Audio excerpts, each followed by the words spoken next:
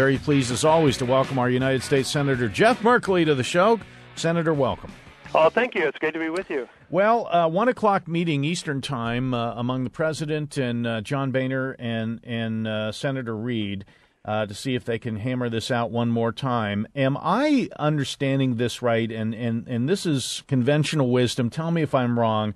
The Republicans are demanding $61 billion in cuts for the rest of this fiscal year. The Democrats and the President have given more than halfway at $33 billion. At least that's the public number. Is it simply that John Boehner cannot get the Tea Partiers to go along with that number?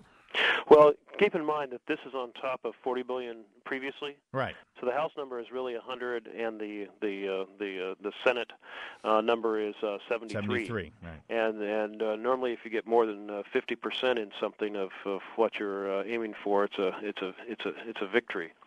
But that's where the argument stands. But there's such, I mean, this is like moving the deck chairs around. The real issue is whether you take a small slice of the federal budget, a 12 to 14% slice, and you pile on cuts in the short term and that are basically an attack on working families. Mm-hmm. And you do so even though this crisis was driven essentially by Wall Street and giveaways to the wealthy, and that's the battle that's playing out. Senator, the Republicans say today they're going to pass a continuing resolution in the House for 1 week, and have $12 billion more in cuts in that, and also fund the Pentagon for the rest of the year. The Democrats are not going to take that bait, are they? That's my understanding. I understood the president said he'd veto it. I don't know if he used the word veto. I hope he did. He said he will not accept. I think is what he said, and it was certainly the message we were receiving. It's certainly the message where what my caucus feels is that this is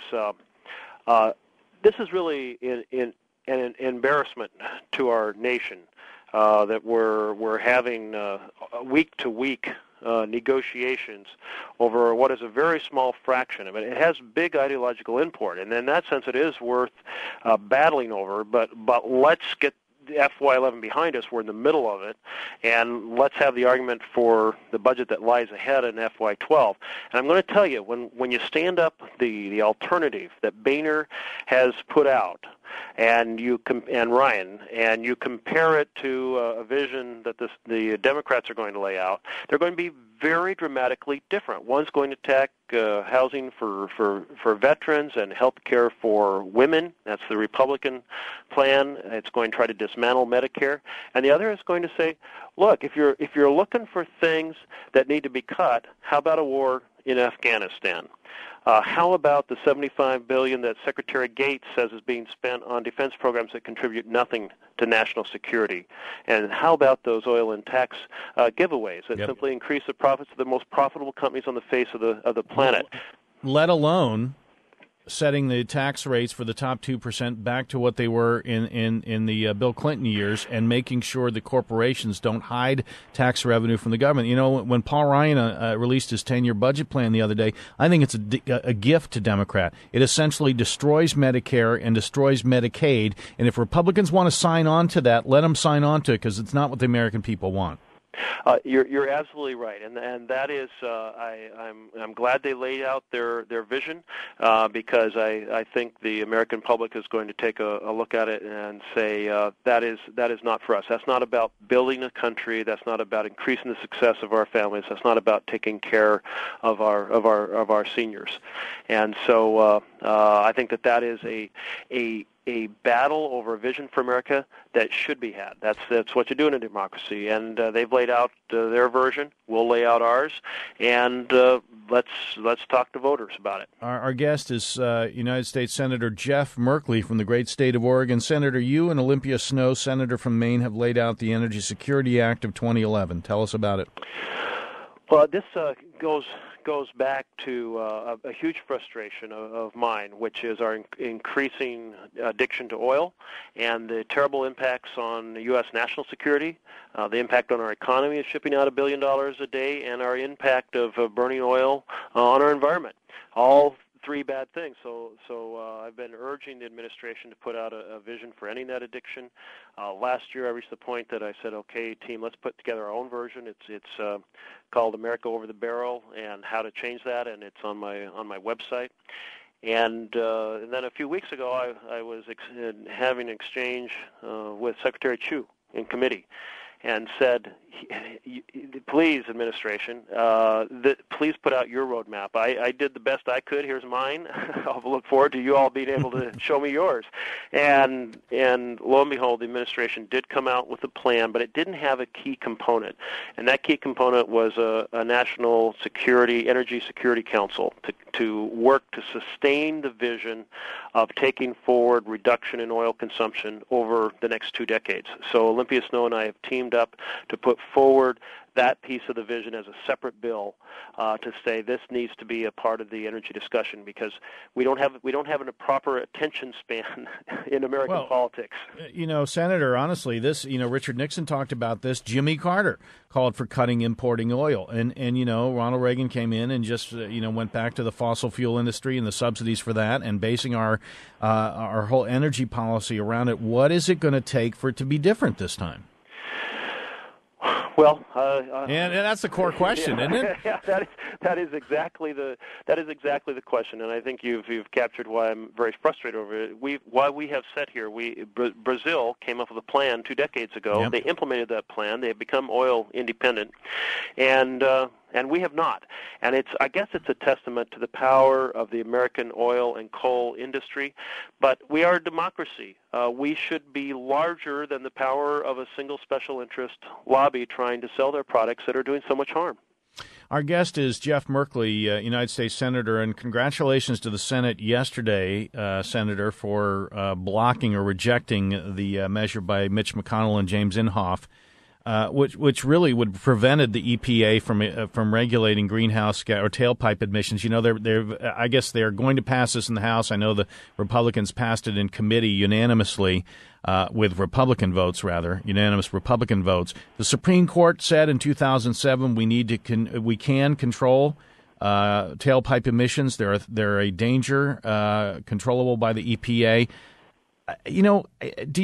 I just find it so frustrating that I guess Koch brother-funded members of the House and Senate are so blind to the danger our planet faces. And I just don't get, and you talk to these guys, and women, why don't they see that even if they don't believe in climate change science, it isn't in our interest to be competitive in the new green environment that China is racing towards. Absolutely, and that's why when I talk about the issue of oil, for example, I talk about national security and about our economy as well as about our environment, because the three things together should be bringing us together. If we look at the recent chaos in Libya and Egypt, Tunisia, and the Middle East in general, it should be a reminder of how much we spend on national security, basically to sustain access to oil. And if we think about all the mansions that are being built throughout the Middle East based on American taxpayers' dollars going out the door to buy oil every day, that should be another reminder. Those dollars here in our economy, American families should be able to buy and build houses rather than building mansions abroad for others. Not to mention the deaths of young and brave American men and women. Absolutely. And I just, this stubbornness not to make that connection between security and competitiveness with our energy policy, I can only assume it's the dollars that are, the pockets that are lined with dollars from the fossil fuel industry. Well, you mentioned the Koch brothers, and it really is a good case example, because not that many years ago, the Republicans said to the Democrats, you all want to put emission standards on smokestacks, on sulfur dioxide to stop acid rain. But there's a better way. Let's use the creativity, the ingenuity of the capitalist system, and let's create price incentives so that we cap the overall level, but do so at faster, more cost-effectiveness than single smokestack bans, and that was the sulfur dioxide cap and trade system. Right. And it worked beautifully. And what the Koch brothers succeeded in doing through about $100 million spent through conservative think tanks was to shift the Republicans from let's use price incentives and the genius of the capitalist system to produce new inventions when there's a reward for it, and into let's oppose an energy tax. And that was a complete reversal of a very successful Republican policy that showed a path to a cost-effective way to control pollutants, and they abandoned it because of the huge oil money pumped into the think tanks. Yeah, I remember in 2001, one of the first members of the George W. Bush administration to resign was a guy named Eric Schaefer at the EPA. He had been appointed by Bush's dad. He was a Republican all his life, and he said this administration is clear it's not going to regulate those sulfur dioxide emissions from old-fired, coal-fired plants. They're not going to do it. I mean, the Clinton administration was on the verge of having action to make them do it because they were in violation of the Clean Air Act, and this guy just told it like it was. And for the duration of the Bush administration, we didn't see that action. Yeah. Senator, thank you very much. It's great to be with you, and take care. Good luck. Keep up the fight. Senator Jeff Merkley.